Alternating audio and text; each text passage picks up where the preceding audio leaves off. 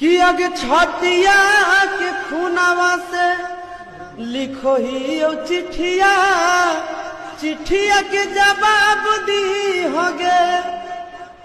आगे पागल घोषित कैला को रांची पागल खानावा में बंद करावली को पापा तो।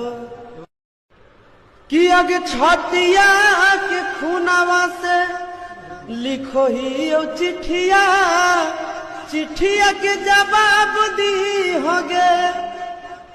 आगे पागल घोषित कैला को रांची पागल खानावा में बंद करावली को पापा तो। कि आगे छतिया के खुनावा से लिखो ही ओ चिट्ठिया, चिट्ठिया के जवाब दी होगे।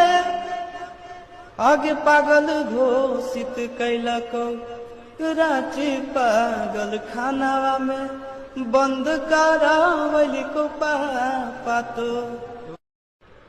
कि आगे छतिया के खुनावा से लिखो ही ओ चिट्ठिया, चिट्ठिया के जवाब दी होगे।